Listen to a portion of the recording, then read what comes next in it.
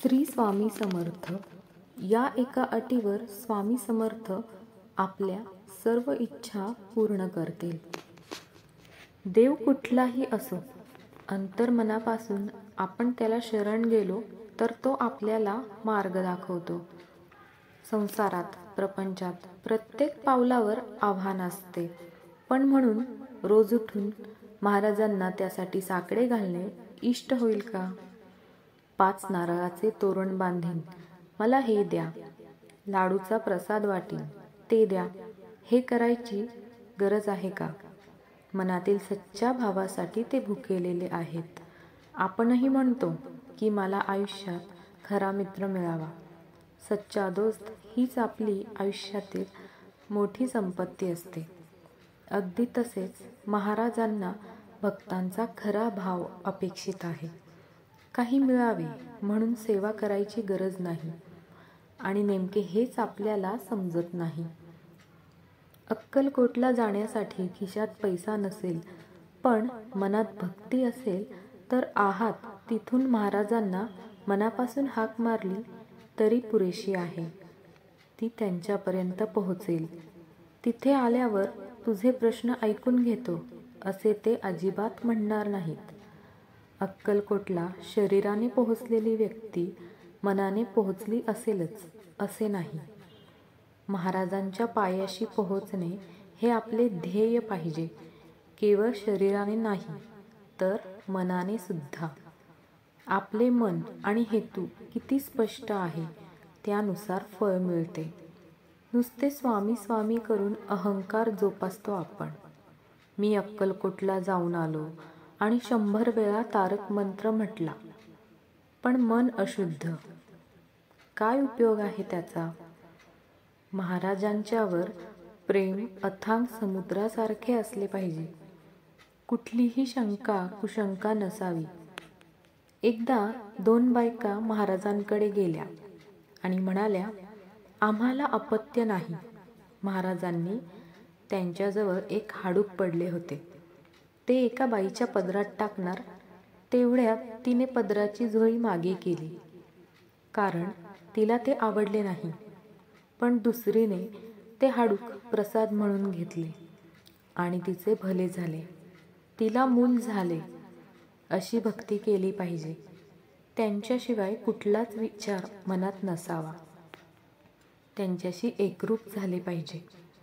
तन मन धन अर्पण करून भक्ती केली पाहिजे आणि भक्तीत रमले पाहिजे. प्रपंचातून सगळी आसक्ती सोडण्यासाठी अध्यात्म आहे. त्यामुळे महाराजांकडे भौतिक सुखे मागण्याचा प्रश्नच येत नाही. परमार्थाची ओढ महाराजांच्या अस्तित्वात जसजशी जाणवू लागते तसतसे प्रपंचातून मन मुक्त होत जाते. विरक्ती येते आणि फक्त त्यांच्या चरणाचे सानिध्य हवे इतकेच वाटते. महाराजांकडे सगळा स्वच्छ कारभार आहे. मनात एक, ओठात एक, पोटात एक. त्यांना चालत नाही. आपल्यासाठी महाराजांचे नाव मुखात येणे हे आपले परमभाग्य आहे. महाराज हे अनाकलनीय, असामान्य, अद्वितीय विभूती आहेत. महाराज समजणे हे आपल्या सामान्य बालबुद्धीच्या पलीकडे असणारी झेप आहे. मागच्या जन्माचे पूर्व सुकृत चांगले म्हणून ह्या जन्मी त्यांचे चरण लाभले आहेत. आणि हाच भाव भक्ती करताना असेल तर महाराज तुमच्याजवळ नक्कीच येतील. अध्यात्म आपल्याला जागवते, जगवते. सकाळी उठल्यापासून आपण महाराजांचे सानिध्य अनुभवतो आणि त्यांच्याच सानिध्यात राहतो. देव भोळ्या भक्तीचा भुकेला आहे. आपण त्याला उगीचच पेढे, बर्फी, लाडू यात अडकवून ठेवतो.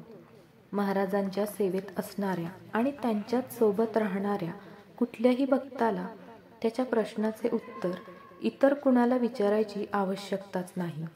आपली स्वतःची साधना, उपासना आपले उत्तर निश्चित देणार.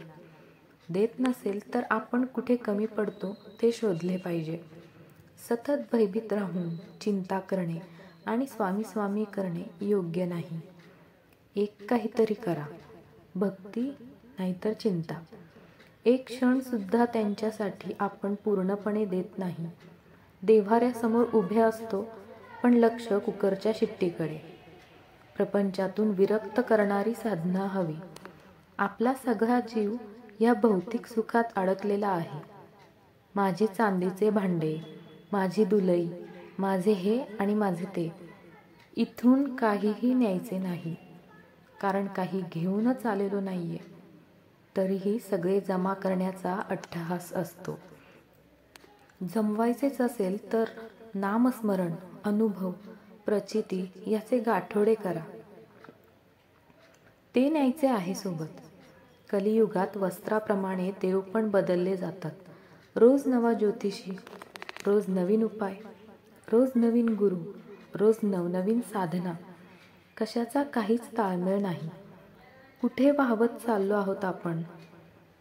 आपले आपल्यालाच समजत नाही. कुठेही एकाग्रता, सारासार, विचार, बुद्धी नाही. म्हणून कुठे थांबायचे तेच समजत नाही. दिशाहीन आयुष्य झाले आहे.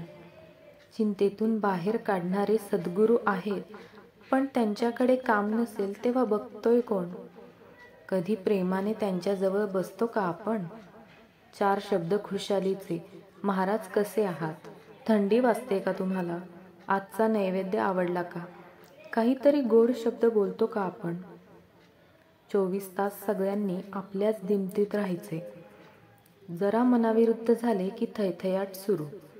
संयम नाही आणि आपणच केलेल्या भक्तीवर आपलाच विश्वास नाही. कामधाम सोडून त्यांच्याजवळ बसाल तर हाकलून देतील ते तुम्हाला. शेत पिकवून खा, हा त्यांचा आदेश आहे. प्रपंचातील सर्व कर्तव्ये पार पाडून क्षणभर त्यांना द्या, पण तो क्षण खरा असावा. त्या क्षणात त्यांना आपलेसे करण्याची ताकद ठेवा. मागणारा भक्त असण्यापेक्षा देणारा हवा. समाजाचे ऋण फेडणारा, इतरांसाठी काहीतरी मागणारा, गरजू लोकांना मदत करणारा भक्त हवा. अध्यात्म आपल्याला परावलंबी नाही तर आत्मनिर्भर करते. सगळे सोडून जातील पण महाराज नाही, हा विश्वास हवा. द्या सगळा संसार प्रपंच त्यांच्या चरणाशी सोडून. मग बघा, अंतर्बाह्य अनुभूती ते दिल्याशिवाय राहणार नाहीत. त्यांना हवा आहे तो आपल्या मनातील शुद्ध भाव. श्री स्वामी समर्थ. व्हिडिओ आवडल्यास लाईक, शेअर आणि सबस्क्राईब नक्की करा. धन्यवाद.